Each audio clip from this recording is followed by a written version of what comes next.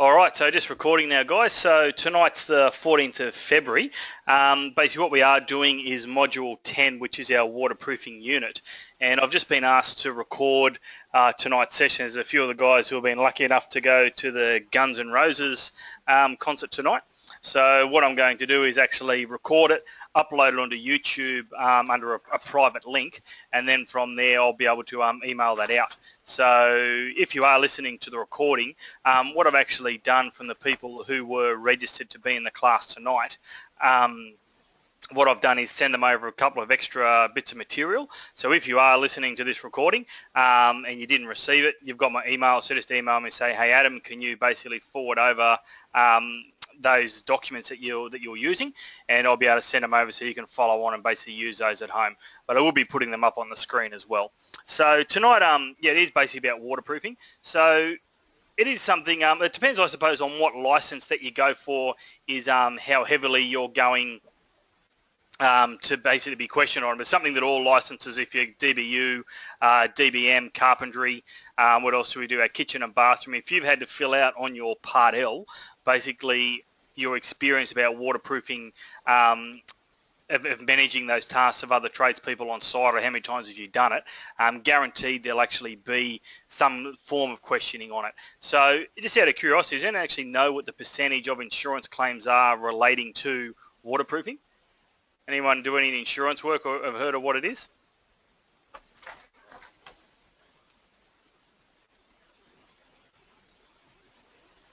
No, I couldn't tell you exactly, but I know a couple of years ago it used to be around about 80% when I was in Queensland. Yeah, probably is there. So I've got one in there saying probably 90. So it is, yeah, somewhere around there. And it might have changed, you know, maybe with our new methods that we've got, and we're trying to get better systems and probably regulate it more than it was previously. But yeah, when I was in Queensland, I had a mate who actually used to do basically insurance assessing. And he used to go and obviously see what the damage was, drop a quote, and then tender it out to the different builders, and they would basically come in with a price, and they would then allocate who was going to do that insurance work. And it was something like 80% of all his claims were to do with waterproofing. So, and as we can imagine, the cost of basically fixing that is quite substantial. By the time you come in, you pull out the bath, pull out the tiles, jackhammer up, the shower base, pull up the tiles, and then basically cut out the floor and then basically redo it. It's a pretty expensive exercise. So definitely, yeah, something that you're going to be quizzed on. And so we want to understand it. So what I thought we'd do is probably just go through the Australian standard to start with, because also too, I'm sure we've all seen waterproofing, maybe done a little bit of it here and there. Some of you might be really experienced in it. But like everything, I find that when we go through these Australian standards, it's quite honest. Quite often it's the terminology sometimes that throws us. And I was reading through this earlier today, because just to doing a bit of preparation on what we were teaching, and it talks about a hob. And I always have, like, I've obviously got a shower hob and a bath hob, but as far as the standards are concerned, when it's actually talking about a hob, you go to the definitions and it's only talking about a shower hob. And so then I was thinking, okay, that's obviously why it didn't make sense, because when I heard hob, straight away in my mind, being a carpenter, I think bath hobs, they're making a frame to basically sit the bath in, put the sheeting on, and then tile around.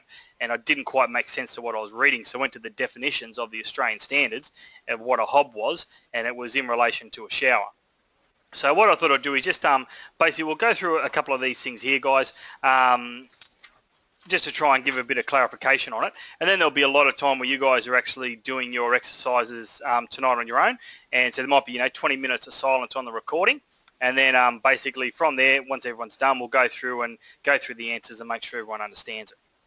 So just for your benefit, if you're not familiar with this, I might just shrink this a little bit so I can fit more on the page. Is that okay, guys, or is that too small on your screens? I can make it a bit bigger if you like. Just say if you want it bigger, let me know. Like, when it comes time to actually read, I'll make it a little bit bigger. Oh, cool. Paul's happy with it. So if you're not familiar, guys, with using the standards and you see something you're not too sure of what it means, if we come to normally on our table of contents, you'll see definitions, and that's there where it'll start to give you definitions about what the different parts are. And we did do that last week. I think it was last week when we did our masonry, and I went through basically the different control joints. How we had articulation joints, and the 3 different sorts of contraction joints, and I've forgotten the third one off the top of my head. But and we've probably all just always thought, oh, it's an articulation joint, but when we went to those definitions, it actually told us the different reasons of why we use a control joint instead of a articulation joint. So we'll come down here, and yeah, we see our definition. So it starts to tell us what a backing rod is, what a bond breaker is. So that's one thing that I sort of wanted to, we'll see some pictures later on. And so if you're wondering, when we talk about a bond breaker, we'll see some pictures. And what it is, it said it's the system that prevents the membrane bonding to the substrate, the bedding, or the lining. So if you're not familiar with basically what a bond breaker is, depending on the different waterproofing systems you've used in the past, it might be your matting that you put over the joints. Sometimes you'll see like there's a rod that they use in these pictures. I've never seen the rod myself, but that's basically what the bond breaker is. It's so the actual waterproofing membrane itself doesn't stick to the substrate, being our wall lining or our floor lining. So that's what the bond breaker is when we see that pop up a little bit later on. So I won't worry about going. So there's the thing, yeah, the hob. So the upstand at the perimeter of the shower. So yeah, not that that's a pass or fail. You probably never be asked that in your questions. But I said I was just looking at something in here and saw it was relating to a hob, and I was thinking bath. But no, when I looked in here, it was actually by the book, a hob there. They're talking about a shower area. All right, so a couple of little things that I've just got highlighted, and yeah, I think I'll just go through them because some of them will be in our questions, and I'm not a big fan of highlighting everything before you guys do the exercise, because I think it's good if you guys basically get used to finding this stuff on your own, so that then if you're asked in the interview or in your multiple choice and there's something that we haven't covered, then you're used to navigating around your standards. But I will just do these ones because I don't want to miss anything in case it's actually not in our curriculum. So this is some pretty standard stuff that you'll be asked as far as our showers and our waterproofing goes. So in my book on page 12, and Suba said he's got an older version there, so Suba, let me know if when we go through this, if it doesn't actually match, and I'll see what I can do about if I've got this version here I can send over to you. Alright, so on page 12 in my book, just gone past all the definitions. So what I've actually got highlighted in my book is basically the falls in our floor finishes.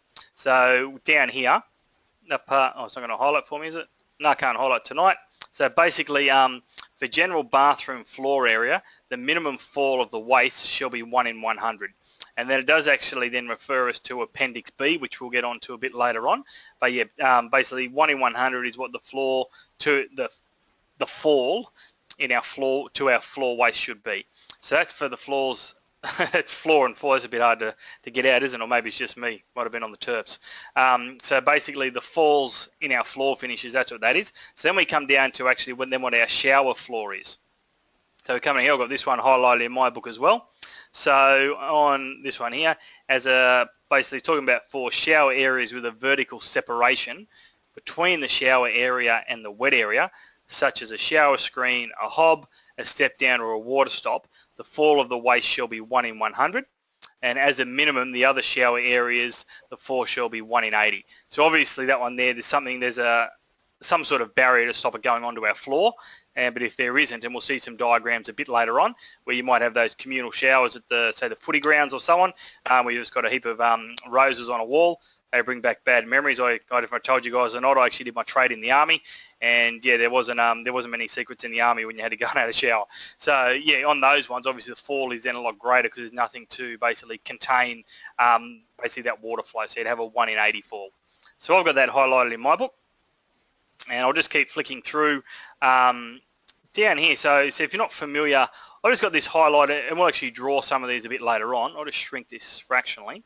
So this is basically showing us different ways of getting our shower bases, and those documents I emailed through earlier probably have a clearer picture, but basically just shows that this is basically a preformed shower base, and what we do, we check out our stud, and basically it sits in there so that the lip of the shower tray is underneath it.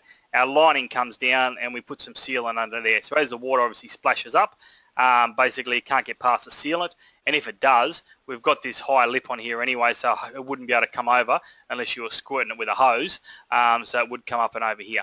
So that's basically showing how we check into our studs. And this one here is then showing on the open side with how the shower screen needs to sit. So hopefully those people who are installing your shower screens, if you get them made to size, know what they're doing. But yeah, that's basically showing there how it needs to sit, and then it talks about our sealant and so on the outside. So when I look in these other pictures over here, and we'll go through some of these a little bit later on, this is just a James Hardie thing that I had floating around, which I think was a pretty good document as far as waterproofing goes. It talks about using tile underlays, and where we come down here, basically gives us our different scenarios here, and they use, this is a pretty popular product. Guys, I keep saying Skyon, it's not Skyon. It's basically a cement sheeting which is quite popular now. It's in one of them where it talks about it. It might be Sycon or something like that. I think it's Sycon. I always get them mixed up. I know the Skyon is your external cladding. But we'll read through it. It's got some better pictures, and then when we come down a bit closer, so I'll just minimise this so I can see, and I'll get bigger when I get the picture I want to get on. Yeah, so there's like a good picture there. Just to be clear, it talks about how big our sealant should be, shows the mortar bed and so on. I don't think many people would be putting a mortar bed under their shower trays much anymore. No, it says it is Skyon, there you go, or Secura in interior flooring. So then the other one, that's like obviously got the step down for us. You might see that a fair bit, and I'll keep scrolling. Yeah, so there's obviously a good picture there showing our baths and how they go in. We'll talk about that a little bit later on. And then it also talks about our penetrations, and it's saying, you know, that around our tap bodies that we should have a flexible wet area sealant around it and so on. So yeah, that's actually not a bad book. And then in this one over here as well, if I go to page, I think it's 44, and you guys will use this a little bit later on. Yeah, so here's, this is probably some better diagrams for what we're doing. I'll make that a little bit larger, and this is what I emailed earlier today. So you can see there, it's showing us, you know, that's one with a mortar bed, and there's one here, I'm pretty sure, with a preformed shower base. So these pictures are just a little bit, so I thought that was, yeah, so that is a preformed shower base. It's just got a mortar bed underneath it. So these are just some better pictures, and because they're color-coded, you can actually see this is an optional flashing they put behind there. Personally, I haven't done that. How much is a stud check for the shower base? I'll have to have a look at that off the top of my, that'll be in the Australian Standard Sue, but I know a bathtub is 25 mil, and I couldn't tell you off the top of my head what it is for shower base. I wouldn't be surprised if it's the same as what a bath is, but that'll be in your Australian Standard 1684, so I'll have a look at that one a little bit later on. And yeah, because a bath is definitely 25 mil. Sorry guys, Suba just asked me a question. He said, how much is a stud check for the shower base? And I said, I didn't know off the top of my head, but I know the bath is 25, so I can't see why the shower would be different, but who knows, I'll find out for you. So yeah, and that's just basically, yeah, it's 20 mil. There you go, thanks Giuseppe. So it's 20 mil Giuseppe saying for a shower base. So yeah, there's just some better pictures in there. So I have sent those over. So yeah, you can have a read through those, and we'll do a little bit of it tonight. So, but back to my Australian Standard. So all I was trying to show guys was a better picture of that there, but I've just got that highlighted in my book. One of the sectional views that we have been, our students or our clients have been getting when they go into the VBA for their plan and fault finding is of a subfloor with basically a bathroom in there, and also we obviously talk about what our minimum and maximum ventilation is underneath, and then you want to draw in this sort of stuff here as well if they don't show, you know, where your lining goes in over your bathroom or your shower base. All right, so you'll come, these here just talks about, you know, basically showing you that we need to have a floor waste because it's an unenclosed shower, and basically how far it's got to be waterproof from the rows and so on. We'll be doing plenty of exercise with that a little bit later on, so don't stress over that one there. I'm just going to flick through these guys so that yeah, we don't need to read through the whole book because you'll find some of this stuff later on anyway. I just want to make sure that I'm basically covering the parts that we need to highlight for you guys. So if I come down to page 26, and this is where we start to talk about those bond breakers. So I've just got this highlighted, and there's actually a table on the following page which I'll explain if you haven't seen it before.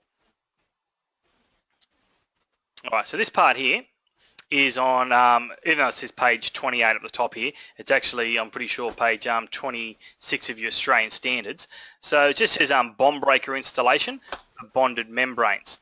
And so what I've got here is bond breakers shall be included at the wall/floor or the hob wall junctions and at movement joints where the membrane is bonded to the substrate. So bond breakers shall be of the type compatible with the flexibility class of the membrane to be used. So there's a table on the next slide, on the next page I should say, and this is, we're going to do a little exercise later on in your book where we've got to draw this in. So when it comes to our membrane, there's 3 different classes of membranes, and we'll cover those shortly. But basically it talks here then about the minimum bond breaker, and it says /tape width to bridge the openings if they're up to 5 millimeters. So if we've got basically an opening in between where our sheets join, or where the sheet hits the floor, basically it's bigger than 5 mil, then these are the options we've got as far as our bond breaker. So if we're using membrane class 1, it's got to be basically 75 millimeters with a backing rod, and if it's class 2 membrane, then it's 35 millimeters, and then basically a class 3 membrane is 12 millimeters. And so when we scroll down a little bit, you'll see how that starts to make a bit of sense. But it's also got to do with the elongation at the break. So basically how much, if we read this here, a bond breaker for class 1 membranes, which is called low extensibility, it allows the membrane to flex rather than stretch. So that's why sometimes we might be seeing these different products, because this one here is made to flex, whereas these other ones are then probably made to actually stretch. Because if you look at class 2, it's basically for a medium extensibility, which allow the membrane to stretch. And if a tape is used as a bond breaker, either the membrane will not bond to the tape, or the tape will have elastic properties similar to the membrane. For example, for a class 2 membrane, a 32.5 millimeter wide bond breaker or tape should be applied over a joint to accommodate the joint opening by up to 5 millimeters. And then with our bond breaker for our class 3, it's then basically got high extensibility, which allows the membrane to have an even thickness. So don't be too concerned, about going into the detail and checking the size of your backing rods and all that. It's just giving you an understanding. Then when we come over to this next page, because we're going to draw these a little bit later on, this just basically shows us our floor substrate bedding. And it just talks about in here, so this is for a class 1 membrane. So we've got our wall substrate or lining. So basically a substrate is what we're actually sticking that membrane to. So more often than not, it's going to be our wall lining. So basically we've got our wall lining there, our membrane's on the outside, and then we have a continuous tape to hold the backing rod in place, which is this part here. And then basically we have the backing rod which is in there, which is a 6 millimeter minimum. And then this part down here is our floor. So that's basically how the class 1's done. And then when you see you can come to the class 2, there's actually no backing rod in there. So not that I've done a whole lot of waterproofing. I've done a few of my own properties where I did the odd, fixed up the bathroom and put a new bathroom in. And basically that's the system that I've used, was basically just the class 2 where we put the tape down and then basically waterproofed over the whole lot. So then this one here, this is one that is getting, I suppose, common. You guys would know it more than me, seeing as if you're doing your kitchen and bathroom license, basically using a sealant or a fillet, and they put that in there instead of the matting, and then basically just roll straight over the top of it. So it really depends too on basically the product you're using. There's so many products out there now. We used to use Davco, and that's what I used to use. So I just basically followed their instructions on how to do it. And I thought, well, if you're going to basically waterproof, you want to do it properly, how it's been tested. And so I just followed their recommendations on how it should be done. All right, so that's a little bit of stuff on bond breakers. So we'll come back to that one later on when you guys do your exercise. And I'll just, you can probably hear me flicking my book, guys. So what it does, actually, I'll go to page number 41. So if you see me put a different number in my page here, guys, because it's a PDF, it doesn't count basically the front page. So I want to be on page 41. No, I don't want to be on page 39. I've just got basically in my book here in the appendixes highlighted about diagonal cutting of tiles. And it just says that tiles may be required diagonal cutting in the area around the waist to achieve the required falls and sufficient drainage, and to ensure lipping is kept within the guidelines of our Australian standards. So I've just basically got that covered there in case, you might get that in your multiple choice about, are you allowed to cut the tiles and so on? Then, yep, they are allowed to be cut diagonally. And then on basically you just we start seeing a lot of pictures, and I don't know about you guys, I actually find it easy to look at the pictures, maybe because I'm, being a trade person, we're probably more visual, and this is where you can start to see here, okay, well, it shows you that you've got to do 40 mil either side of the wall junction there, and waterproof to a corner of 1800 millimeters high. Now, I don't know about you guys, but I've never done basically that type of waterproofing, and if you guys look at it, if you're wondering actually what it is, it's in the James Hardie booklet here. And that's why you see when we look at our Australian standards, if you're doing the course for the first time, you might see the multiple choice, and it talks about basically how far it has to go either side of the opening. And it's funny because looking at this now, it actually tells us there that it's 35 by 35, but our standards are telling us that it's 40 mil either side. So there you go, James Hardie. It doesn't look like that's real correct. But anyway, so if you're wondering when you see that in your standards, that's basically what they're talking about there. But I said, me personally, I think it might be old school. I haven't seen that. But if anyone's out there actually doing it, just tell, hey, Adam, you're wrong. We still use it, but not something I think is that common practice anymore. All right, so back to our Australian standards. All right, so you'll start to see on page 42, you start to see a few measurements we're showing where we've got this is for a 900 mil shower panel, and you'll see when you're doing this on your own a bit later, guys, you'll see that we've got like an enclosed shower and an unenclosed shower, and basically that's got to do with whether the water can escape or not, and a lot of that will have to do with how big this glass panel is as well. So without telling you the answers, you guys will find that stuff a little bit later on, but this is showing us obviously if that comes out 900, then we don't need a floor waste in there, and we just basically need to waterproof up these junctions. And without telling you the answers for those, you'll find those a little bit later on. And so, so that will change once we don't have a screen there, or if that screen shrinks. So I'm just flicking through my book. And then basically from there, guys, this table, if you're using, it depends on what you like to use, whether you like to go to the standards or to the building code. But basically this table at the back on page number 49, is pretty much, see if I can rotate that so we're not reading sideways. So that there is pretty much identical to what's in your Australian standard under under your building code under waterproofing. So it talks about, the vessel. So the vessel is going to be the shower, the bath, or, basically that's what they're relating to when they say a vessel. And then they break it down into sections. Okay, well, so the vessel is actually a shower, but it's for a shower area for unenclosed and enclosed, and it talks about if it's got a hob, what do we need to waterproof for our floor and our horizontal surfaces. And you'll see there if it's got a hob, a step down, or without a hob or step down, basically you'll see that it's the same, and then it says with the preformed shower base, it's not applicable. And then what the walls need to happen for those different ones, and then it starts talking about, okay, well now what do we need to do for outside the shower area. And then we come down, and I'm not going to read through it because you'll reference this a little bit later on. So that's sort of the main parts that I've, I suppose, highlighted out of the standard. And probably the first exercise I'd like to do tonight, and I'm pretty sure you guys would have it in your book, and it relates to, did everyone get this that I emailed over? If you didn't get this, this would have been the first email that I sent. Let me minimize that so you can see it. Let me know and I'll email it over to you. And this might seem like a bit of a basic exercise, guys, but let me find the PDF, and I'll bring up the questions that I want to. 1 second.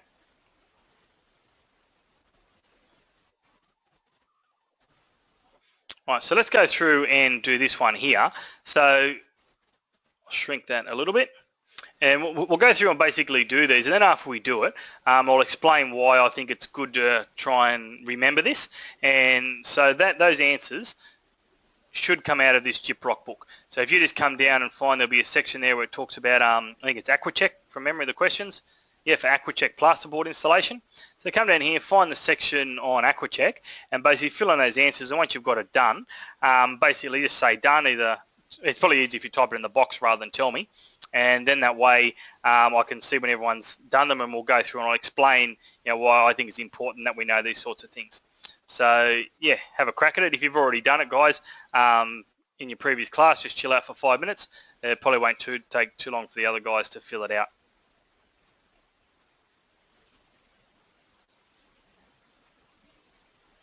Yeah, cool, no worries, Ben. I'll send it over, mate. Hey, did you get those other things I sent you too, Ben? Did that roofing picture make sense?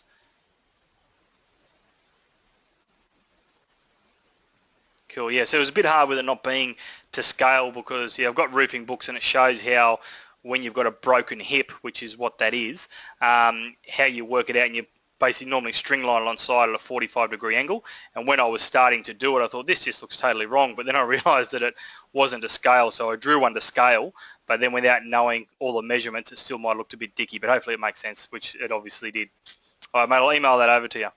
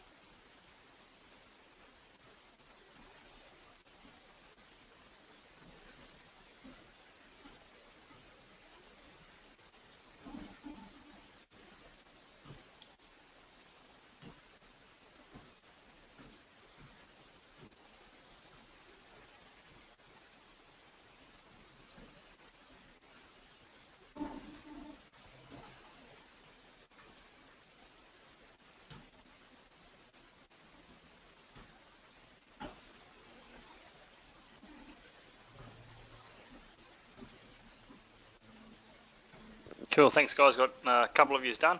Let's give the other guys a couple more minutes. So Paul and Ben, have you guys not done this one before? Or are you just redoing it anyway because you didn't have to do this sheet the first time you did it?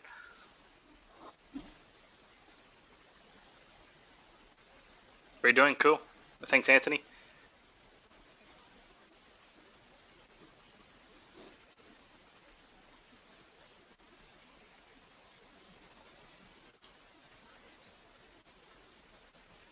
Alright, cool, I think we've only got one or two more to go.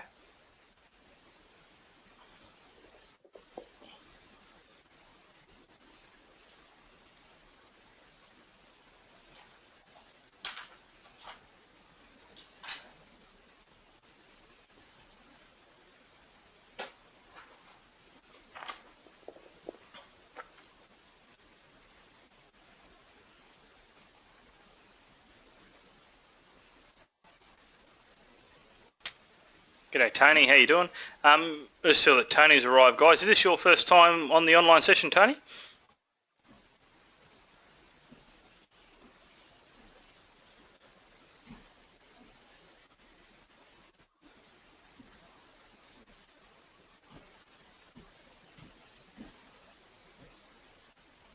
No, I don't think he's there.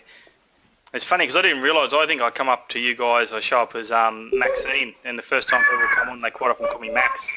And I couldn't figure out why all these people call me Max. And I realised that, yeah, I was coming up as Maxine. But I think I was some sort of cross-dresser.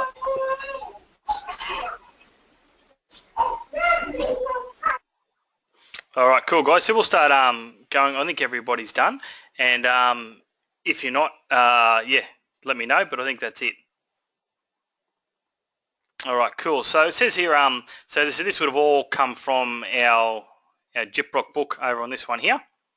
So let me find the questions again. So it says, can you glue Aqua Check plasterboard in tiled areas? I've got the answer for that one's no on page 44.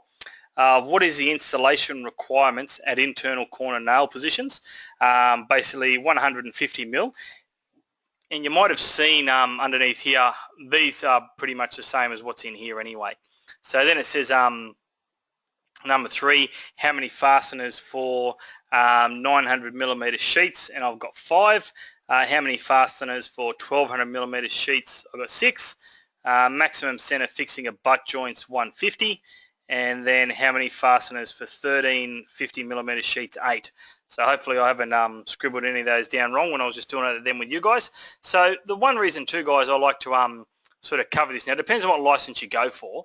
Now, if you're going for a DBU, I don't think they're going to be too concerned about asking you too much about, you know, what's your screw pattern on your plasterboard.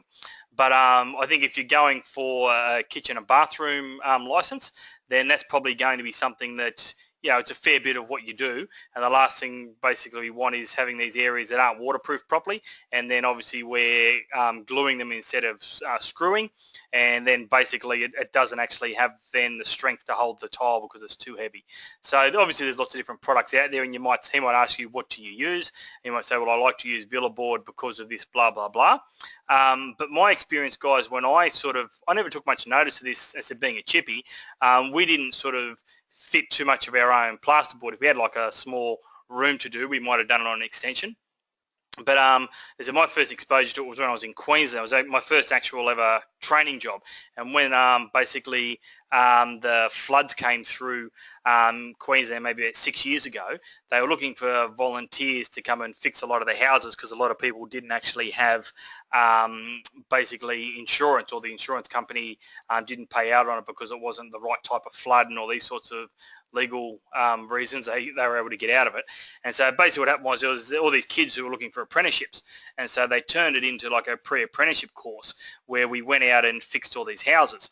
And so what actually happened, we went and sort of pulled off all the old plasterboard, and then the plasterboard was then, this wasn't in wet areas, guys, just in general, basically a lot of charities then donated the plasterboard. So I went out with these young kids who wanted to do, shouldn't say young, they're probably 16, 17, looking to get apprenticeships, and we went and basically resheeted all these houses. And most of these kids had actually never, and I've told this story to Giuseppe, so sorry if I'm boring you again with this story, Giuseppe, but basically, yeah, what happened was I thought these kids have never hung it before. I'm actually going to grab the standards from where we were using Gyprock, and basically showed them a diagram like this and said, okay, guys, you can see this here. This is how it's got to be screwed. And when so I'm on the Aquacheck there, but there's somewhere there where it talks about how far away basically the dabs of glue are compared to where our nails are. And I'm just trying to quickly find out while I'm talking about it. But yeah, basically I gave them the installation guide and we did it as per the book.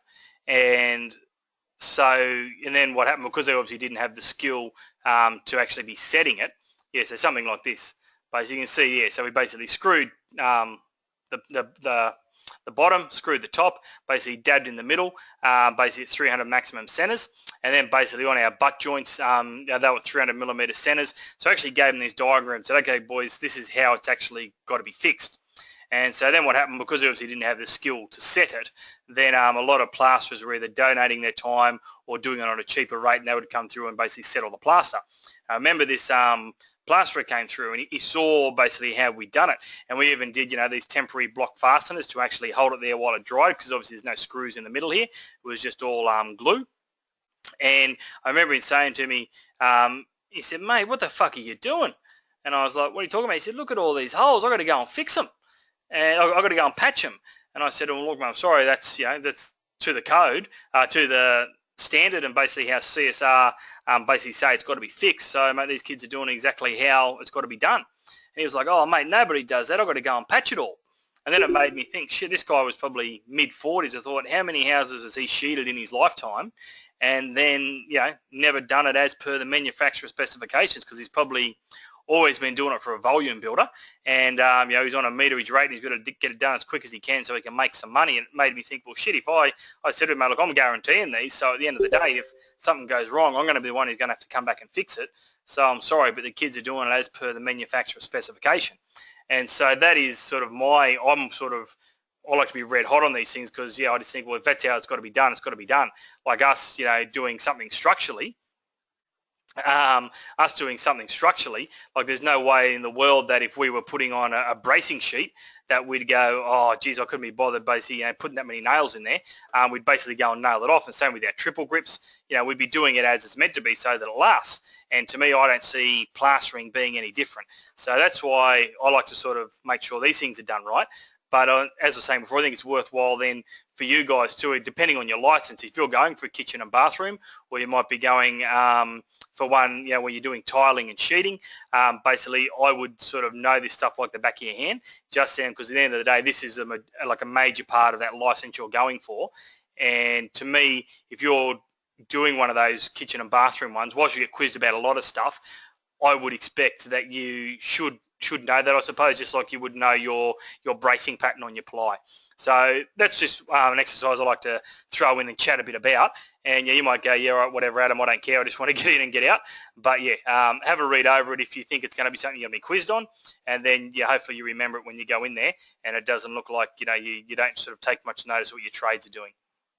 All right, so that's what I wanted to cover on that part there. And you'll see what I'd probably like to go on to now. What's the time? 7:15. I thought what we would probably do, let me bring it up,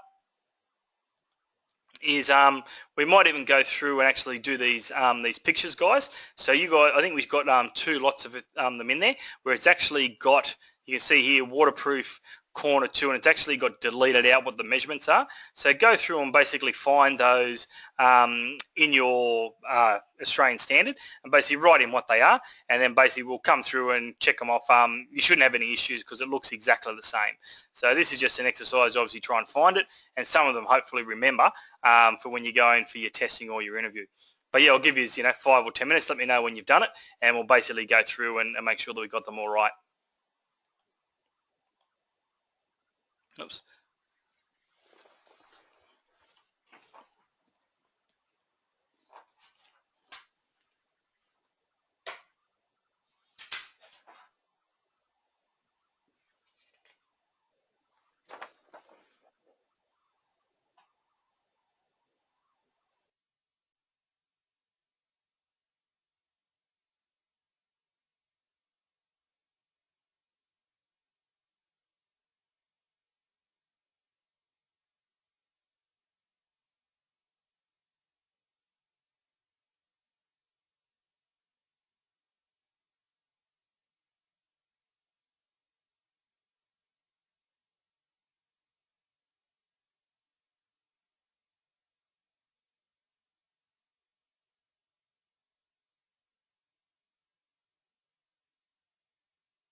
1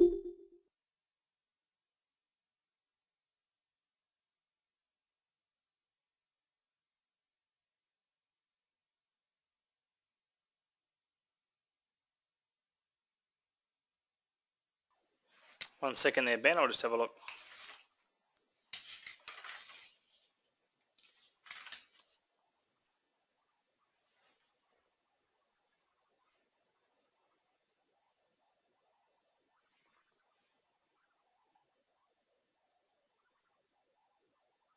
Yep, that looks like the one, mate.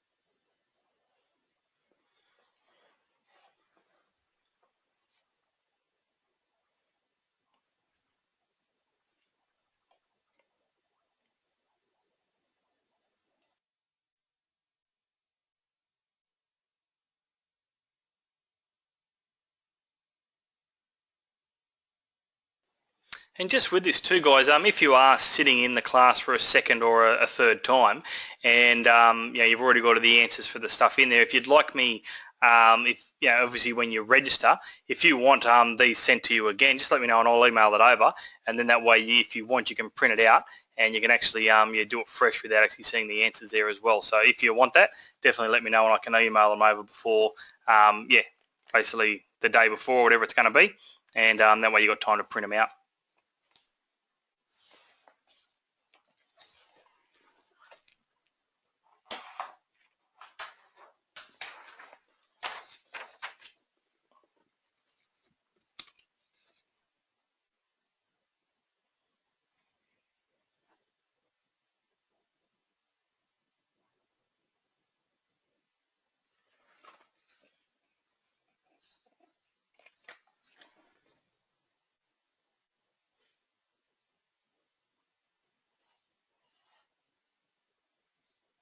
Do you want me to email those over to you now, Ben, or just for next week?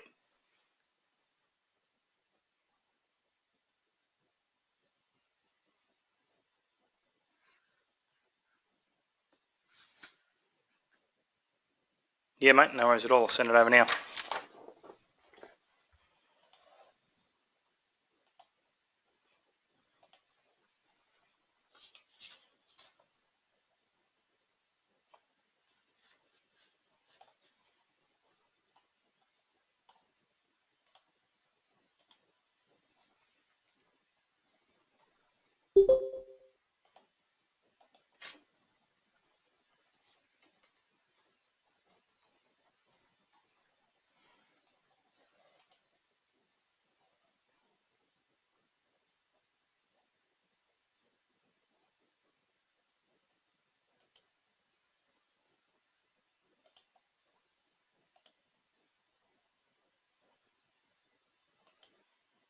I'm just going to email you everything in the folder, Ben, because I'm not too sure what's what by the way that it's called.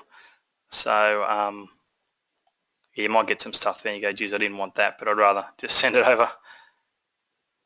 Thanks, Hubert.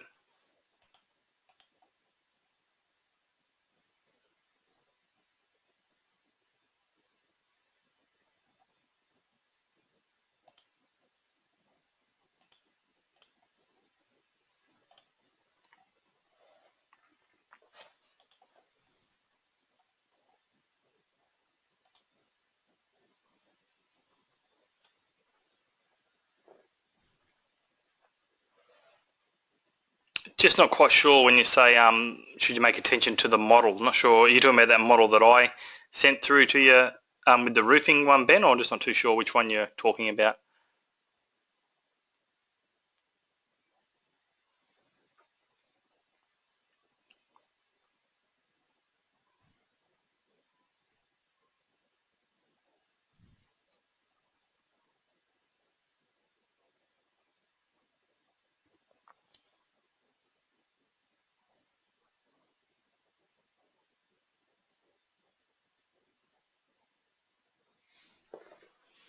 Yeah, exactly. So when you say the model, you're talking about this actual picture on the screen? You're talking like that one there?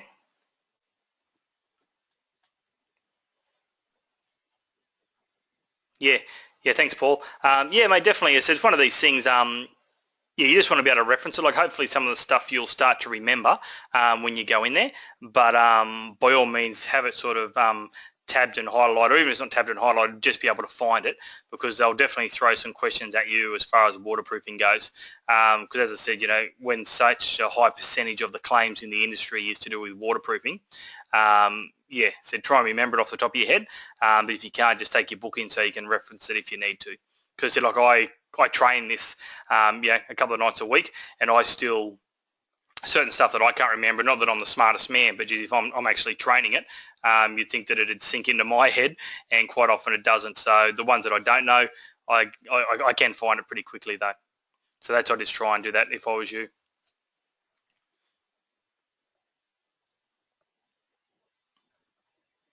All right, so I think we've got maybe 4 of us done, guys. So we'll give another couple of minutes and then we'll go through them. See, there should be 2 of them as well, guys. So basically we'll do the 2.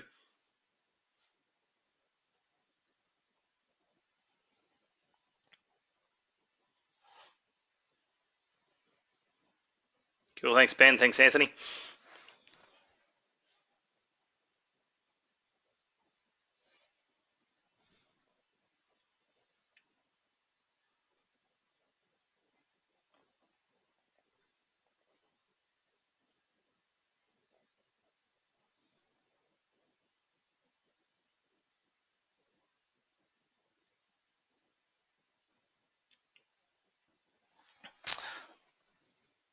Cool, thanks Tony. So yeah, Tony, is this your first time on, mate? I'm not too sure if I remember your name from the previous weeks.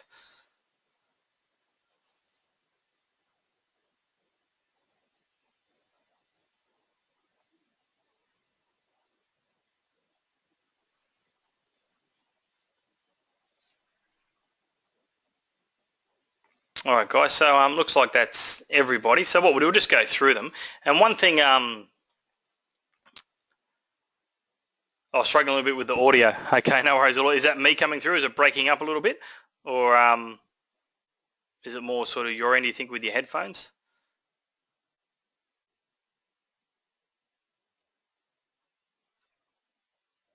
Okay, cool. And what I can actually do, I just chucked everybody on mute. There's just a bit of background noise coming through, so I'll take everybody off mute. And if you want to talk to me, Tony, by all means, if you've got a microphone, just chat through it. Some guys like to type the question in. So I'll just unmute everybody now so you've got rid of the background noise, and if it gets a bit fuzzy again, I'll just mute it back on. So, yeah, well, welcome then, Tony. So just give me 1 second, guys, with Tony. So is this Tony... Have you actually done the course before, and this is sort of the way of keeping up to date and keeping your hand in, or are you brand new to this unit? Can you hear me? Yeah, mate, I can hear you, yeah. Yeah, perfect. So brand new to the unit. Brand new to the unit, okay, cool, So that's right. Yeah, no, cool, and that's fine. There's a couple of guys who are as well. I just like to know so that I always teach it as if it's brand new, so if there are guys on there. But if there's something that I haven't covered, and you might have jumped in a little bit late, so what I'll do when we're finished, I'll just show you the parts that I've got highlighted in my Australian Standard as well. So then that way you can highlight it and tab it if you feel like you need to. Perfect, thanks. All right, cool, mate. No, all right, guys, well, let's go through these answers. So I'm sure we got them all right, but basically I find... and we're all guilty of it, I do it sometimes as well, is sort of not reading basically the information, and we sort of quickly go to a drawing and go, yeah, that's what I think it is. And we do it with our span tables as well, where we might actually say, I don't know what's an example of a span table, where it might be tiled roof or truss roof, and we just sort of see the first table and we go to it. So if you are doing some sort of plans or multiple choice, just make sure that we read these parts here. This one here that I've got up says for unenclosed showers above bath area protected by timber floors, and that's then obviously why it varies to what it does with our other drawing. I don't think I've got it up. No, I haven't, but that's okay. Where it was going to be, the other one that we did was for basically the unenclosed showers above bath areas protected basically by concrete or compressed fibre sheet floor. And so we want to make sure we're actually sort of reading the detail, not jumping straight into it. So what I might do is just bring up my Australian Standard, and then we can actually go through the answers from there. I think it's on page 44. I've got to turn it back around the other way. 1 second. That looks a bit better. So where are we? So this one, the first one we did, well, it doesn't matter. So this, oh yeah, I'm not up to the top yet. That looks like the first one. So that's what we probably got. So we've got 1800 and then basically 40. And then these ones here, we would have had to fill in 1800 and basically 40 again. And then down the bottom, you can see here, because this one here is, I'm sorry, I'm on the wrong drawing on my, on the right drawing there, 1 second.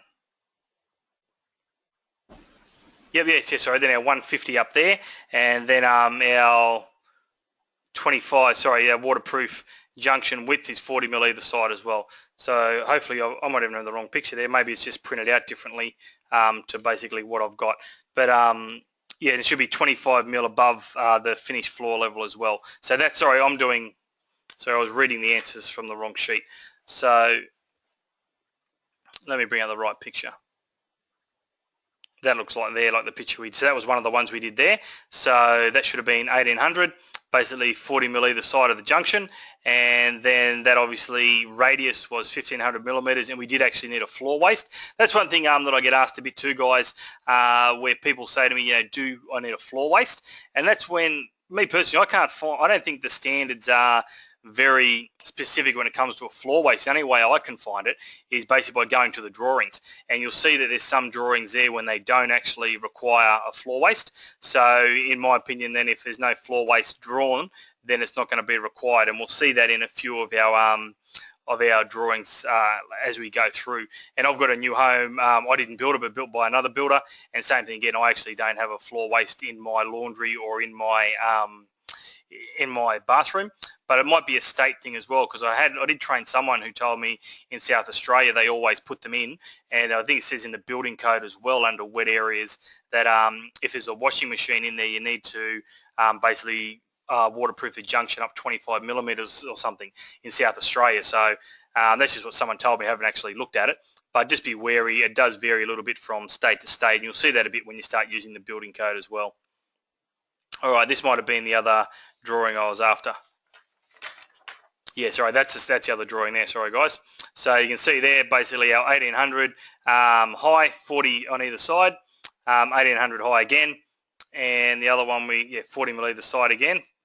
And then we've got down the bottom here 40 mil either side of the junction there, and then 25 mil above the finished floor level, and basically 150 here as well. So that'll be one of the ones that we'll do a little bit later on. So I don't think anyone would have had too much issues with that. We just need to make sure, obviously, as I said, that we're using the right page, whether we're using particle board or whether we're using sort of our compressed fibre sheet floor. So we'll move on from those ones. So I don't think anyone had too many issues with that one, I wouldn't think. It's just a matter of finding the right page and writing it in. So what I'd like to do is I'm going to start closing a few of these down. All right, so this thing here, guys, actually let me bring it up. I'll close that down as well. And just let me bring up the other sheet that I want to talk to you about.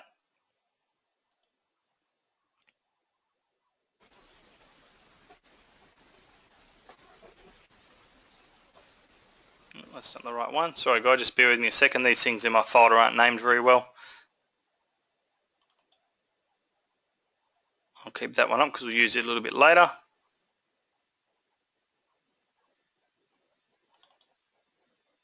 All right, this one here.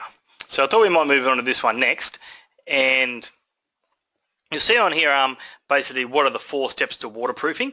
And this might be just something, so if you're going for a kitchen and bathroom license, when I did my waterproofing, the couple of times I did it, I probably told a little bit of the story. My old man basically used to own a hardware store, and so when I used to get all my gear from him, and when I was new to waterproofing, doing my own house when I was doing a bathroom renovation on it, I actually just contacted the rep, and that's when you see the 4 steps to waterproofing. When I bring it up here, basically what it is, this is just like a manual from basically one of the suppliers, and it talks about basically surface preparation. Basically there needs to be no dust particles, grease or contamination on the surface. So then we prime it, then we put in our bomb breakers, and then basically we waterproof it. So you might get asked in your interview, if you're doing your kitchen and bathroom, you know, what are the steps for actually basically doing some waterproofing? And yeah, so that's not going to be in your Australian standards anywhere. So when you do this question here, that's basically what they are. So I don't mind if you don't write it down. We just want to talk about it, because I just find that quite often you'd find that people don't actually give it a good clean down. They just basically put their sheets on, they screw them on, and then basically they're good to go from there. And as you can imagine, if there's dust or it's a bit dirty, a bit of a footprint, you know, people are always treading over the sheets, basically that membrane isn't going to stick to that as well. And probably the other one too, where if people are, hopefully you guys doing your waterproofing knows what he's doing, but priming I've found is something that a lot of people like to get out of, not so much in waterproofing, just in general. I think because there's so many paints in that now that are actually self-priming. So that's probably the one too where you know, we obviously understand we've got to put our matting or some sort of bond breaker down and then we waterproof. But quite often, you know, one of these first two steps will get missed, and yeah, and they're just as important as the others, because if you're not sure what priming is, guys, it basically the primer itself grips onto the substrate. So if you're using, say, a Villa board or something that's quite smooth, if you just put your waterproofing straight on, it's not actually probably going to grip very well, and that's why you get a primer. You basically put the primer on there. It's just like a paint primer. Basically, you put it on and it actually grips into that substrate, and then it allows the membrane to grip to the primer. So yeah, if you said doing kitchen and bathroom, just be aware that you want to be covering all those 4 steps. Basically, clean the surface, prime it, put our bond breakers on, and then waterproof it. So 1 second, I'll just close down the question box. So just got a question here from Paul.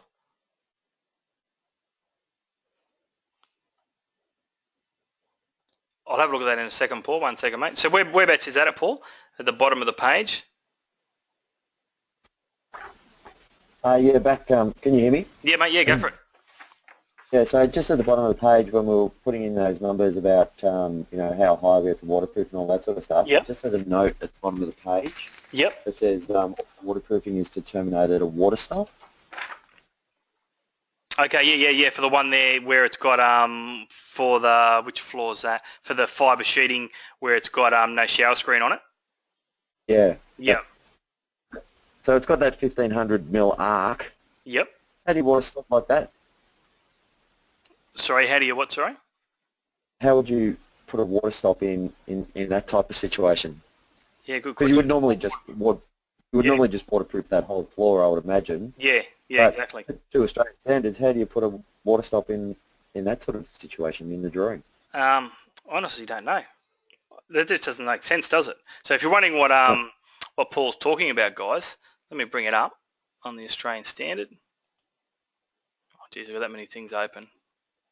Sorry, I'll close it down. But basically, where we're looking at that picture where it's got the open shower screen, you see down the bottom note, all waterproofing to terminate at a water stop.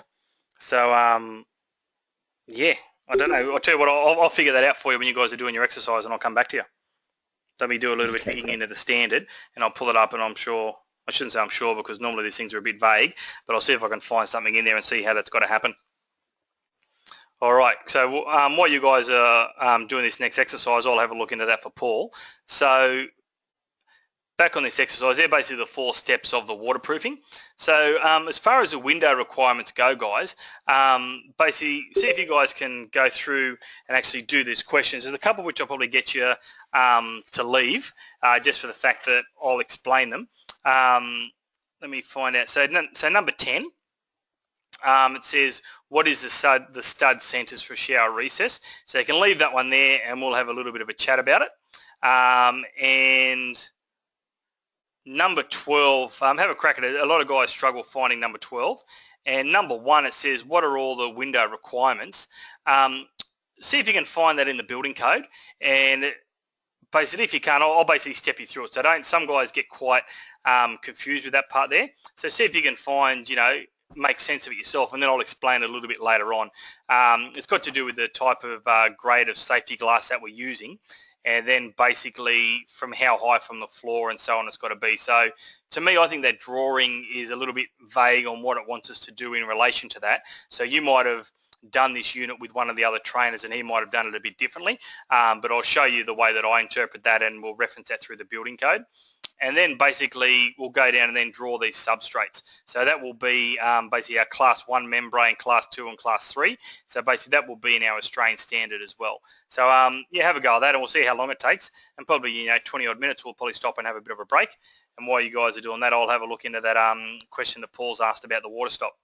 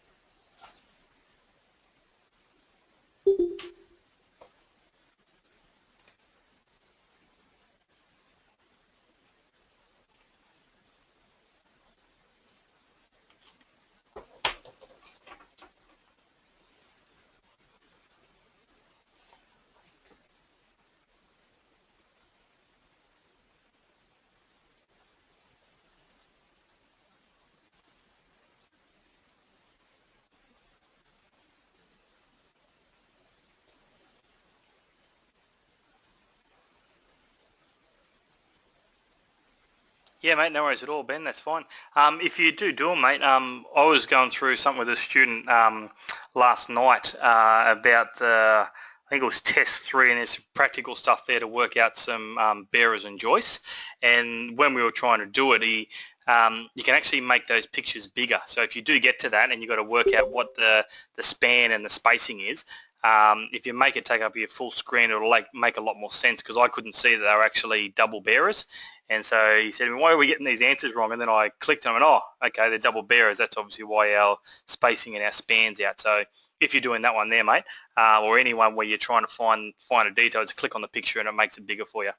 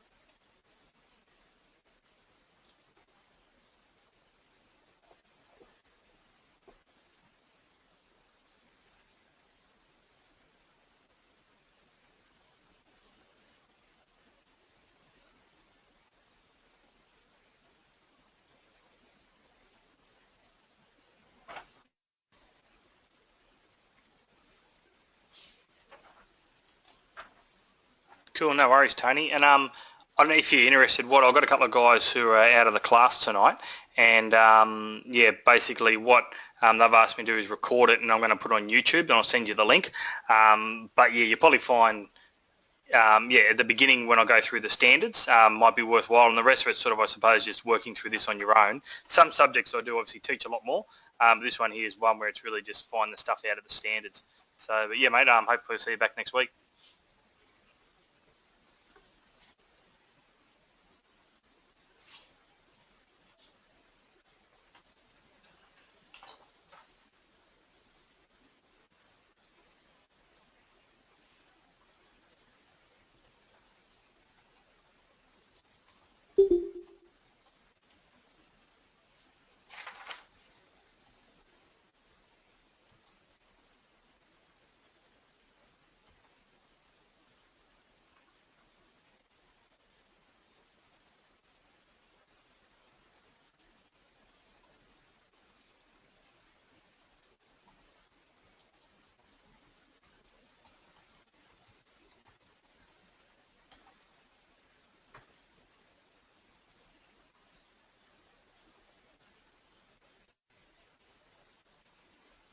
Yeah, guys, with the stud centers, yeah, leave those and we'll have a chat about it later on. It's not actually, well, I haven't been able to find it in the standards either, and it's just sort of one of those things which is, you know, common practice, I suppose, like to suit the actual shower base itself. Yeah, but with the window requirements, if you wanted to have a look at it, that's Paul, if you want to look at the window requirements, mate, go into your building code, and I'll explain a little bit later on, but if you go into glazing, and you'll see there's a section there. Is it going to take me there? No, one sec.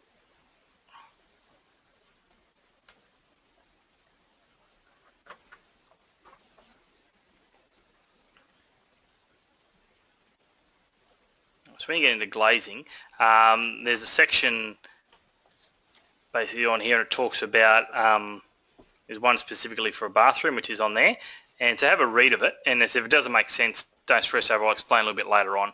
It's sort of a bit hard to understand the first time you do it. So yeah, read through that, mate, and at the end, when everyone else is done, we'll go through it.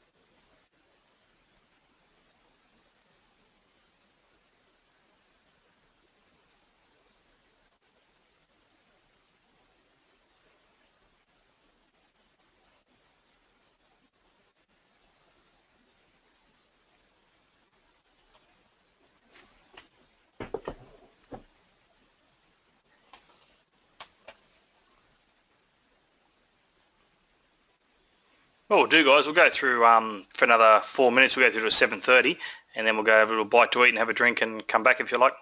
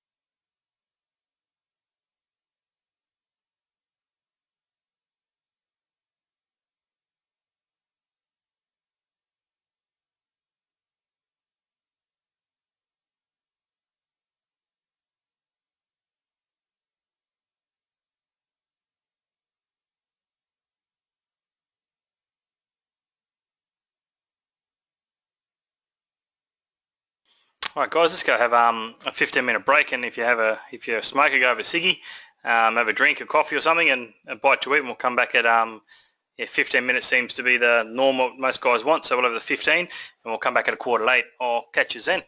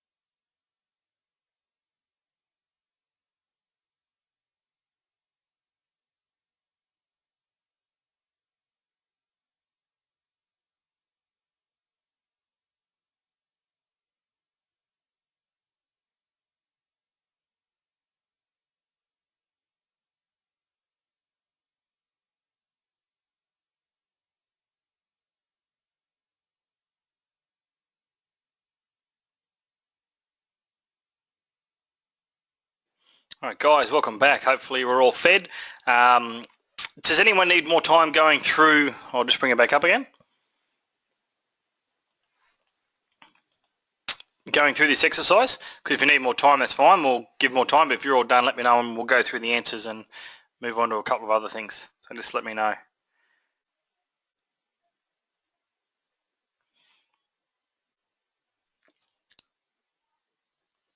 So maybe then have everyone just type in, if you do need more time, just say more time. No, we've got a few of you that are done. If I don't get any saying more time, I'll just go through them.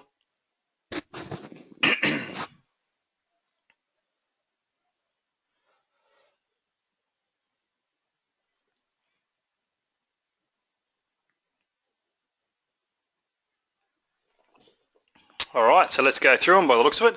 So what I'll do, I'll leave that the water, the window requirements until the end, because I'll bring out the building code and show you. So basically, when we spoke about the 4 steps of our waterproofing, that was obviously our surface, the one I showed up before, the surface preparation, the priming, basically our bomb breakers, and then the waterproofing. So then number 4, because I've got to read our scenario as well. So we've got here that it's bathroom on a 2nd story brick veneer home, yellow tongue floor with water resistant plasterboard lining. So what are the requirements? What is the timber floor requirements? So if we would have looked either in your building code or your Australian standard, it talks about or in that table that the whole floor has got to be waterproofed. Is floor waste required?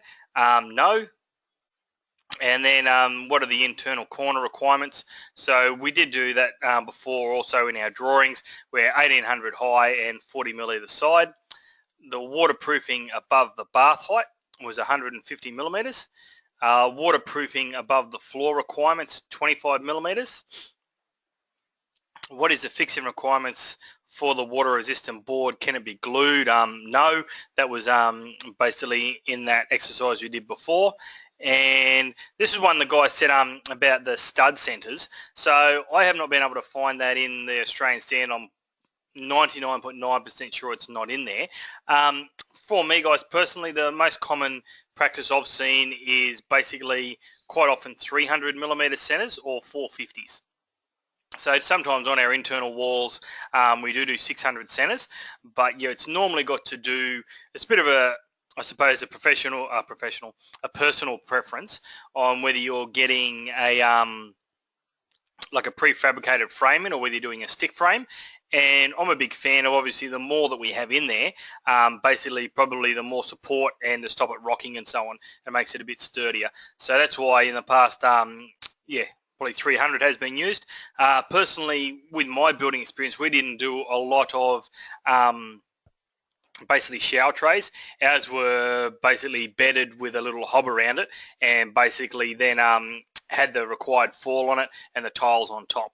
So yeah, I'm probably not the greatest person to tell you what I've done as far as that, but yeah, from memory, last time I did one, I'm pretty sure it was a stick frame. We did 300 millimeters just around where the shower recess was going to be. The Australian standard for waterproofing is 3740, and now I'll just show you this, guys. If for some reason, like obviously that one there just looks straight at our Australian standard and it's on the front cover, but if you do happen to actually get any questions like that on your multiple choice and they're not a book that you've got, if you're not too sure, when you come in, I've got the building code open at the moment. So when we come into the building code, you'll see here it says documents adopted by reference, and that's basically what that's about, is saying that this is compliant documents that if we reference it and guide you there to basically build using those, that it's acceptable construction, or what the building code called is deemed to satisfy. So when you go to 1.4, it was going to work for me. No, it's not. Sometimes this clicks and it takes you straight there, but this one isn't working. So if I go 42, so you see here there's a list of basically Australian standards, and they're in their order from numbers. So you'll come down, you know, there's 1170, 1170 part 4, 1273. So if you do get any questions and you do get asked what an Australian standard is, basically 1.4 in your building code, and there's a whole list of all these basically documents that are referenced within the building code. So it's not going to have every Australian standard in there, because the Australian standards on everything even like stuff like carpet laying, there's Australian standards for that. So I doubt very much whether the carpet laying is in here, because it wouldn't be part of what the Building Code of Australia would touch on. So, and then how do we go, guys? Did anyone get number 12? I find a lot of guys get a little bit stuck on that one. So what are the requirements if a shower curtain is used in this situation? Did anyone find that in there? Sorry, I got you on mute, so if someone's trying to talk, sorry. If someone was trying to talk, I had you on mute, so if you were talking, go again.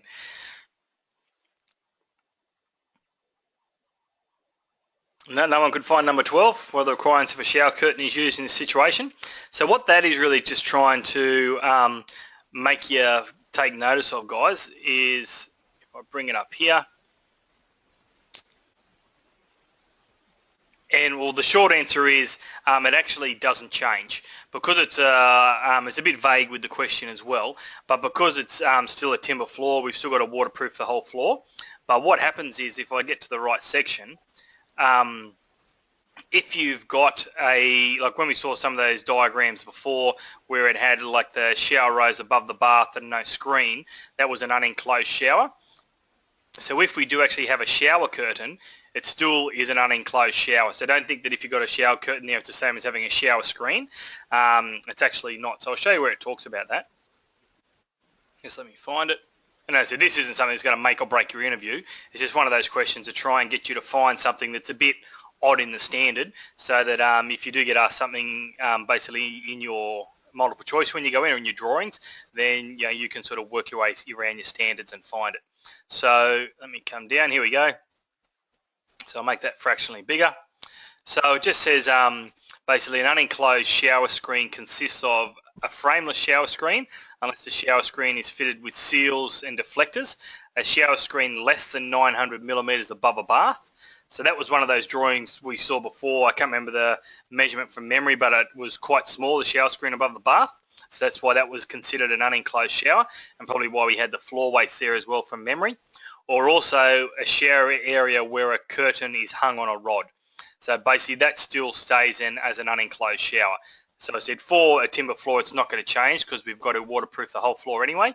But if there was a scenario where you didn't need to do that because you thought your shower was enclosed, if it's on a shower screen, basically if it's a shower curtain, basically it's an unenclosed shower. So that's all that number 12 there was getting at. So then the other part of the question was, let me bring it back up, was these substrates down here, and basically we should have just had the class 1 membrane, the class 2. So from memory, basically the class 1 I think had the round backing rod in here, and then it had some, I forget what it's called, but a member going over that, and then the membrane on top of that as well. Why don't I bring them up actually rather than go from memory.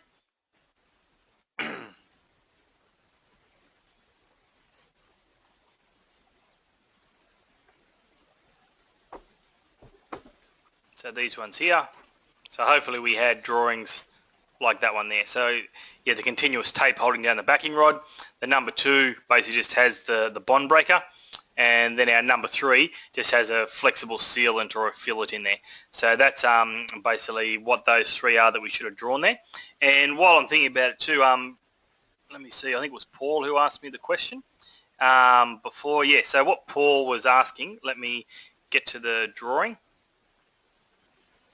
was how one of those drawings we had said it had to have a water stop.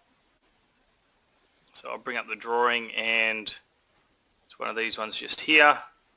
So yeah, so all floor waterproofing to terminate at a water stop.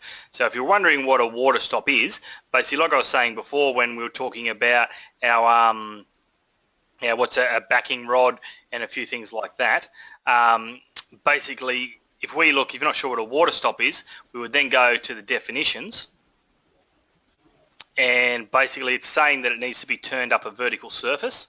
So let us find, I'll give you the actual definition of what a water stop is. So a water stop is a vertical extension of the waterproofing system forming a barrier to prevent the passage of moisture in the floor. So it's basically when we look at those pictures and you see how it's got to go up the wall. That's what our water stop is. So as basically Paul said, you would waterproof the whole floor anyway. You wouldn't just stop it at 1500. But then also once we get to the wall, even though it's further away than the 1500, we have to basically make that waterproofing go up the wall. So if we can bring that picture up again. Oh, I've gone too far.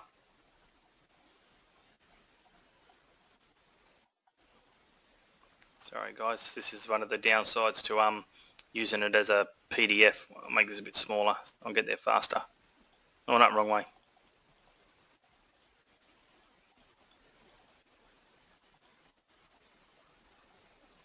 I'm getting there. It's got to be one of these next ones. Yeah, so basically what's happening with that water stop or waterproofing to a terminated water stop, basically we need to have basically something going with the vertical surface, because as we know, whilst we've got a waterproof out 1500, there's nothing stopping that really just running away from the waste anyway, and then it could go down our floor. So the next question was, I was trying to think of a scenario, because as basically Paul did say, well, yeah, look, you'd definitely go the whole floor anyway. And I was trying to then think of a scenario where if you were 15 metres away, if there'd be maybe some 15 metres, that'd be good, 1500 millimetres. Basically, if you, I couldn't think of a scenario, I've never seen it, but let's say hypothetically there was, I don't know, another bath or some sort of shower or something with a little hob, then yeah, you wouldn't have to go the rest of the floor, because you would have a water stop there where you could actually go up a vertical surface, if that makes sense. So I said, I've never seen it, but maybe there are scenarios like that in big communal showers or something, and that's why they put it in there. But in our everyday domestic use, as you would know from experience, we're basically going to waterproof that whole floor and then go up basically at 25 millimetres, which creates that water stop, which is down here. So hopefully that answers your question, Paul. Basically, yes, I can't think of a scenario of, you know, when you would have something in the middle of the floor anyway to basically make a water stop that wasn't at the edge of the wall. So if anyone's seen it, by all means, you can probably give a better definition of how that would work, but hopefully that makes a bit of sense on what a water stop is and why we need to have it there. All right, so back to the next question that we sort of left till the end, and that was, so how was that, Paul? Did that sort of make sense to what you were talking about?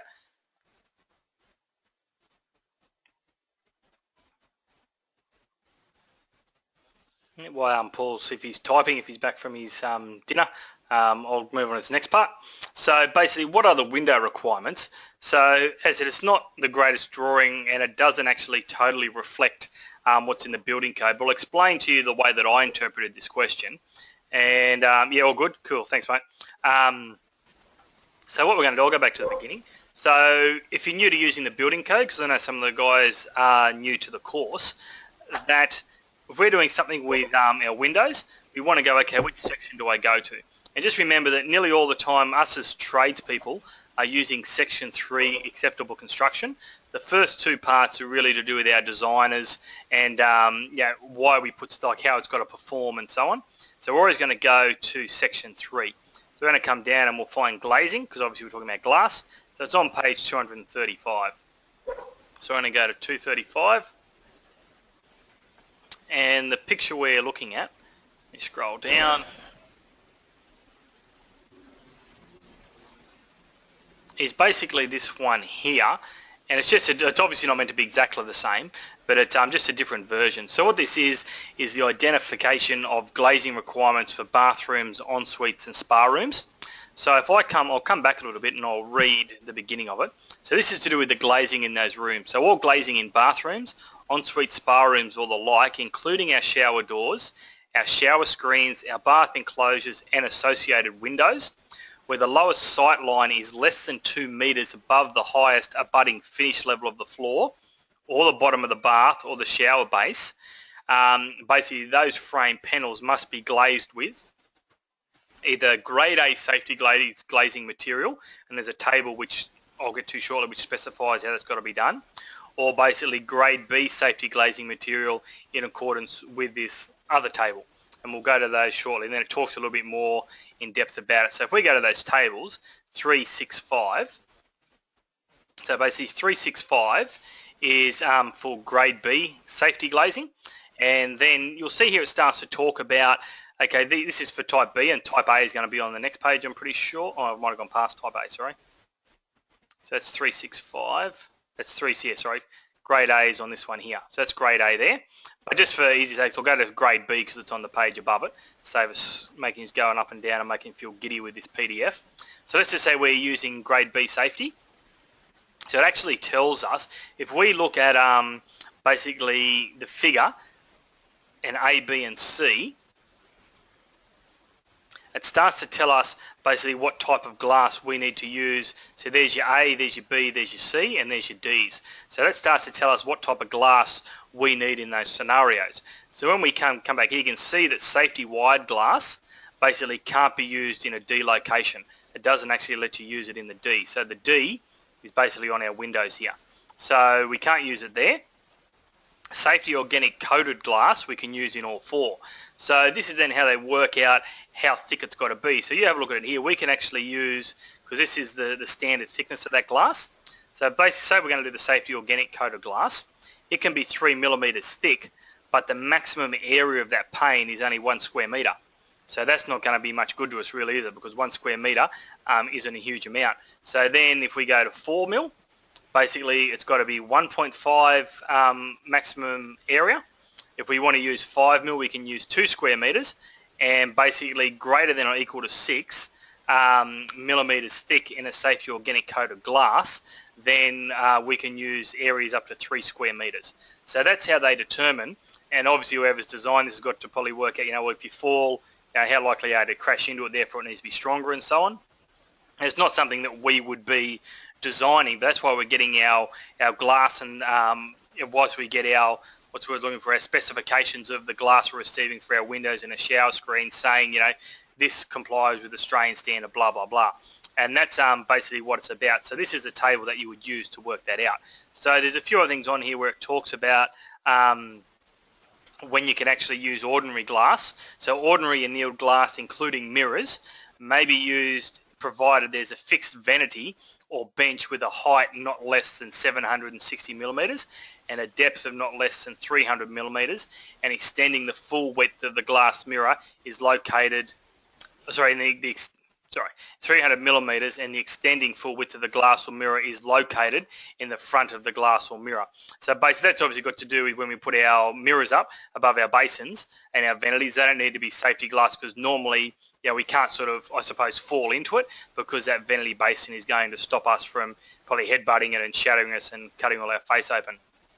So yeah, that's basically what it's getting at with these pictures here. And what you'll see, that this is basically the sight line of the 2 meters, but as it said, it's taken from the lowest point of also the bath and the shower. So in this scenario here, the showers are the same basically level as the floor level, but you can see the bath here, it's measured from the bottom of the bath to basically the window. So hopefully that's a bit of clarification on that question there. And I don't know if you guys have done the course with one of the other trainers, if that's the way that interpreted that question. But that's just the way that I've found it easiest to explain. It's another good use, I think, of the building code. And if you sort of, if you become a nerd like me and you see stuff in there and you don't, or you're on site, you don't sort of understand how that was able to be achieved, I then always open up the building codes and go, okay, why did they actually do that? And you can normally find a reason of why they're doing something that's a little bit out of the norm to how I would do it.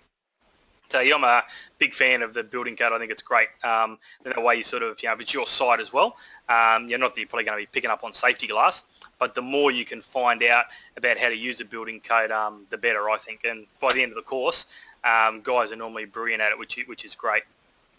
So is that all right for that question there, guys? You're all sort of happy with that? We can move on from that exercise. No one's stuck on anything or wants me to explain something? Oh, and I'm just going to have to maybe close 1 or 2 of these down.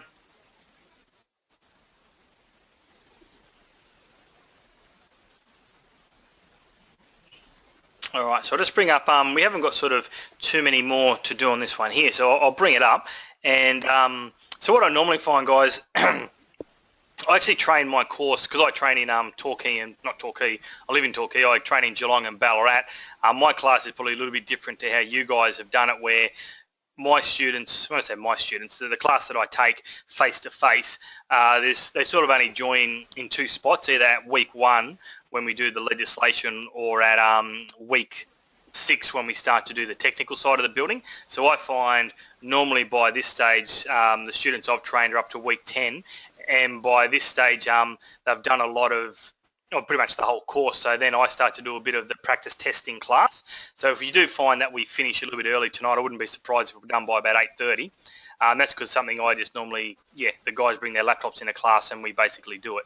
So by all means, if we finish this at 8:30, I'll hang around and you guys got any questions, by all means, we'll use that extra time there as well. So just let me bring up this other thing I wanted to open up.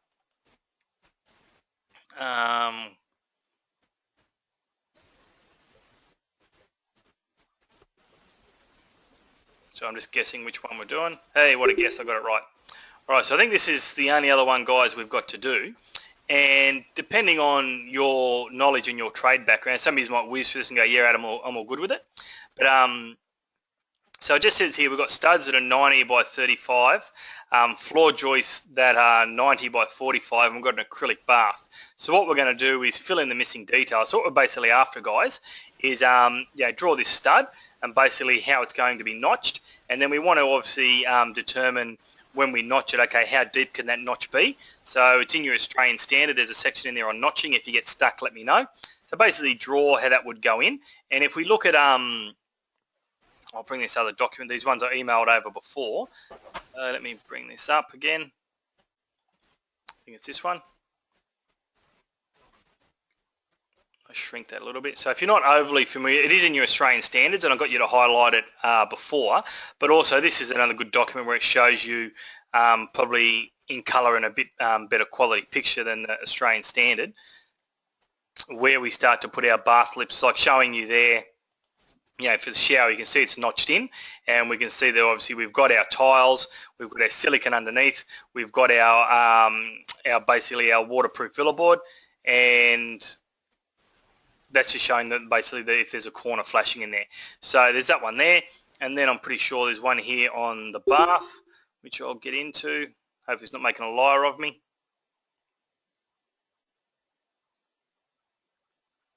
One second, Sue, but I'll come back to that one, mate. Here we go. So here's our bath section. So then it shows us there how we basically check into our stud for our bath. So depends on how you guys do it. I'm a big fan of, we normally need to put the noggins in. A lot of people don't actually put this, what you might call a bearer. Some people just basically check in depending on their stud spacing and rest it on the actual studs. But yeah, a lot of people put like a bearer underneath as well to basically support that rim of the bath all the way along. And then obviously we need to nog out about above the bath.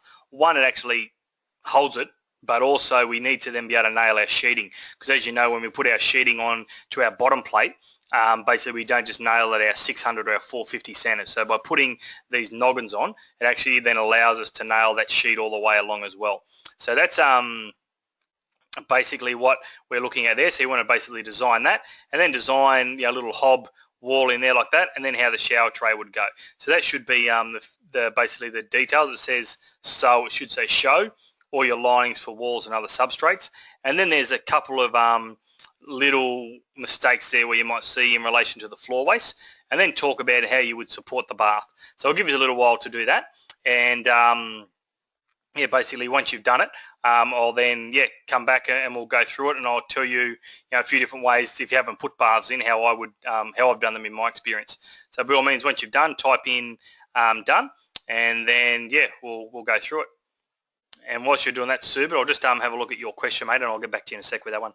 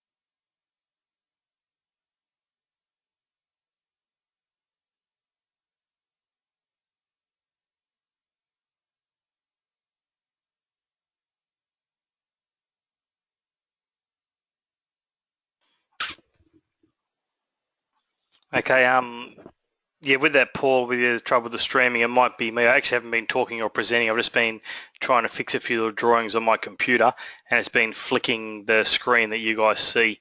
So, yeah, hopefully I'll stop. It's mainly to do with my dodgy USB connection. So what's happening is yeah, it's, I'll fix it now anyway. So don't worry about it. It's probably, yeah, just that and not you, because I haven't been talking, and the flicking might have been to do with me. But if not, maybe you're having trouble with the streaming. I'm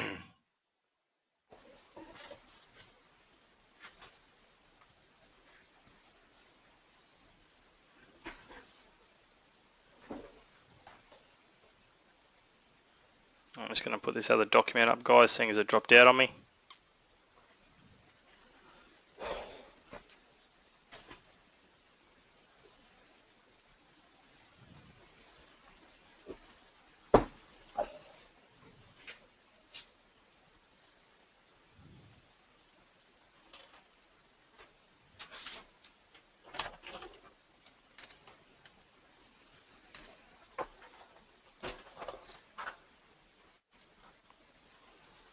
There we go.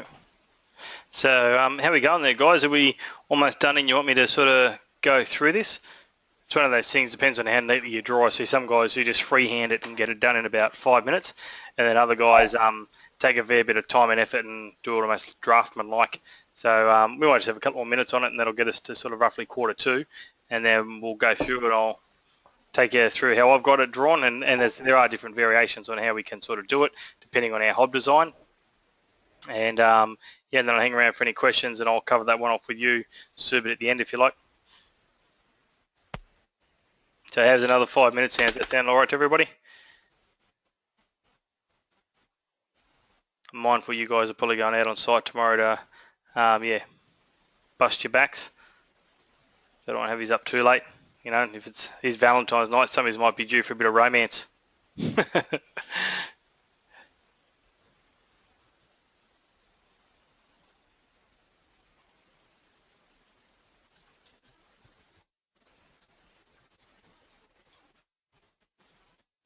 Well, looks like we've got a couple finished, so yeah, looks like we're getting there.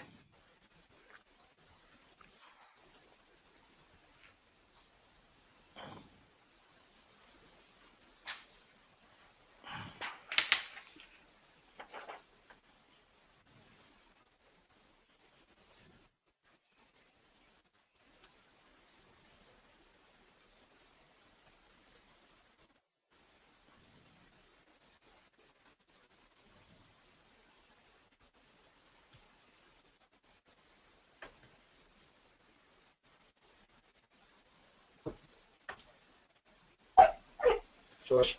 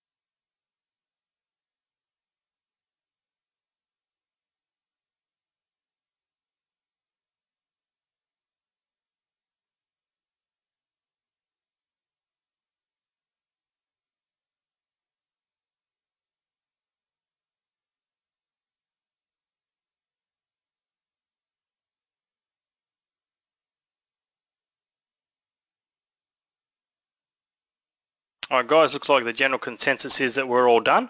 So, yeah, I don't obviously have a drawing of this. I've only got my hand drawn one. So basically, we should be able to talk it through. So we would have basically a stud basically coming down here. I might just shrink that fractionally. Oh, I'll go back to here. So we'd have a stud basically down here with it checked out. So if you would have noticed in your Australian Standard 1684, it does actually allow, it does say our notches basically into our stud shouldn't be any deeper than 20 mil, which is what Giuseppe said earlier about our shower tray or our base. But it does say for bars it can be 25 mil. So we can notch out of there 25 millimeters. And then, as I said to you before, normally a row of noggins basically above that to nail our sheet off to, and it also holds our bath in place. Then, so it depends on your personal preference. A lot of people run a bearer basically underneath there to hold that, so it supports it all the way along. And it's not just supported every few hundred millimeters on our studs, depending on what our stud spacing is. So then we come down, obviously, yeah, it depends if these are external walls or not. So obviously if they're external, then we're going to have double joists on the end. But yeah, don't worry too much about that part there, because this could just be the bathroom and it might not be external load-bearing walls. So then from there, obviously you can see this the joist in the way of the waist. And I don't know if anyone's ever done much renovation work on the older jobs in the 60s, but yeah, just about every one I've ever done had that there, because the shower, the new one you go to put in, is probably a 900 millimeter shower tray or a shower base or an area that you're going to tile up, and the first joist in is normally 450 mil away, and it's right where it needs to be. I've encountered that a lot. So obviously we can't have a joist underneath that, so we would there's different ways we can do that, but for this scenario we're probably just going to put one either side of it so that we're not breaking our maximum span.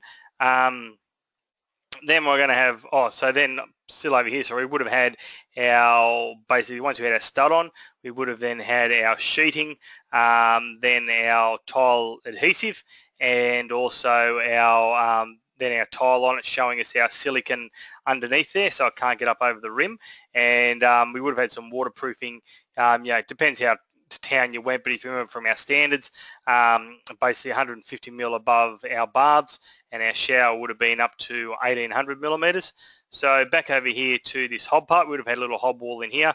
Same thing, would have been checked out to receive the bath here, and then checked in at the bottom. So then obviously our sheeting came down into the shower base. So it depends how you draw your bath, but you see a lot of the new ones now where they actually don't have it checked in, and the bathroom actually sits on top, and so it looks like it's almost it's not freestanding, but you know what I mean, like it's not actually checked in, and the wall would sit underneath here. You see it quite often, and they have that, I don't know, gap of roughly 150 mil in between sort of the wall and basically where the bath is. And I think it's a bit of a pain in the bum, because when your water gets there, it can't go anywhere. But you might have drawn it like that, which wouldn't be incorrect, but the way that I've drawn it, I've notched it out and had the little hob wall come up over the top.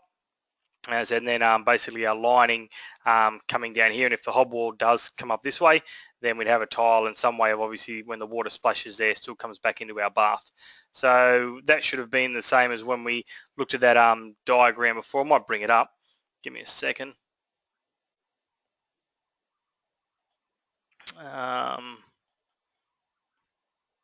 So basically what we're trying to look at, rather than me just going with my cursor,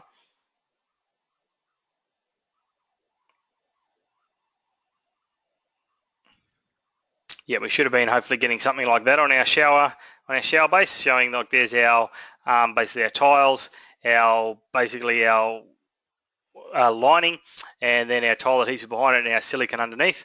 So we hopefully got something like that. And then the one I was talking about for the bath, let me bring it down, would have been something like that hopefully. So that's basically how we should have checked them into the walls. And basically, then the same sort of thing over on this side. And probably the part that I wanted to talk to you guys about was then make sure I haven't missed any of the questions on here. When it says, so the incorrect detail is obviously the joist, and it says, how would you support the bath? So if you haven't done baths, it really depends on the bath you're using as well. This one here, obviously you can see that it's not a freestanding bath, so it does have to be supported. So the way that I've always done them was basically mix up a mud mix and basically just keep packing it under and packing it under, and then that way, yeah, basically supports all the water of the bath, because you can imagine how many litres go into that bath, and for every litre is 1 kilo. So yeah, that needs a fair bit of support. So one thing I want to chat to you about, I don't know if you guys do this or not, but I originally did most of my trade in New South Wales and then moved to Queensland and spent 16 years in Queensland. And I was surprised that when I went to Queensland, a lot of the guys who I saw on site, they actually used to fill underneath their bath with expander foam. And I'd never ever done that. I was always like a mud man, make up a mix of mud and basically put it under. And one of the guys said to me, look, next time you do it, he said, just try it, it's easy. He said, what we do, what he used to do on site was basically fill the bath full of water. Like he'd build the hob around it, obviously, so it was secure. But because the expander foam keeps expanding, it goes to about, I think, 15 times larger than what the can is. And so yeah, what they used to do was obviously put the bath, build it all up, and then they would fill it full of water so that the water held the weight down. Then when they would basically put the expander foam in, and it would basically set. And I thought, oh geez, I don't know what the load rating is on the expander foam. So he said, next time you do it, try it. And I wasn't going to, and it was funny because then the next time I did a bath, it actually came with a big sticker on it, and it said, warning, do not use expander foam to support the bath. You must use yeah, basically it gave you a definition of how that mud had to be done. So if you're not basically familiar with how to do it, I said I've never seen them. I've heard of guys say too that they get the odd bath now where they got little legs that come down, and obviously you don't see them because it's inside the bath hob that we build, and they got little threaded rods where you screw them, they sort of flip down, and then they can support the bath that way. I haven't seen those. I said I've always been a mud man, but I don't know if anyone does it any different to me, but I've always been, yeah, a mud man, not a big fan of the expanding foam. So I think that's everything that I needed to. So the missing details we went through, how would you fill the space between the bath and the shower? So I said I'd put a little hob wall there, similar to what our other drawing was where we did those 10 questions. And yeah, basically the linings and the substrates we went through on this diagram here. So hopefully I've basically covered all that. I said with the waterproofing, yeah, I'd try and, yeah, you're definitely going to be asked on it. So there might be some stuff there you know off the top of your head, and you're not going to, you know, remember every single measurement. But my theory is the more that you can remember if you go into an interview, there's nothing wrong with referencing your books, but the more that you can sort of know off the top of your head, basically the more competence it shows in those areas you're being tested in. So as I said, you can't remember everything, but try and remember as much as you can. If you can't remember it, just know where to reference it. So hopefully I've covered everything that you guys have asked. So I'll hang around with Subit and have a chat to him about his question. basically for next week, guys, I'm actually on holidays I'm going up near Noosa. So no doubt I'll be thinking of you guys next Tuesday night going, geez, I wish I was back in Victoria training. But I don't know if they've got someone to actually fill in basically next week. So what we'll do, we'll send you guys an email. We do actually have trainers who can obviously train it, but none of them are actually sort of been trained yet on how to use the webinar system. There's a little bit of tech stuff that goes into it. So yeah, there might be someone filling in, and if not, we'll basically just go on to, it'll be session 11, which I'm pretty sure from memory is the swimming pool module. And so if that doesn't get trained to you guys, but if that doesn't get trained to you guys next week, we'll just go on to it the following week. So yeah, if you've got any questions, hang around. I'll get to that one in a second, Ben. Yeah, so by all means, hope you enjoyed tonight if it's your first time, and hopefully I'll see you next time I'm back. So hang around if you've got any questions, and if not, I'll see you next time we're online. All right, cool. So what I'll do, I'm just off for the guys that's recording, I'm just going to stop the recording now. Just a few questions about other stuff, so I'll just stop it.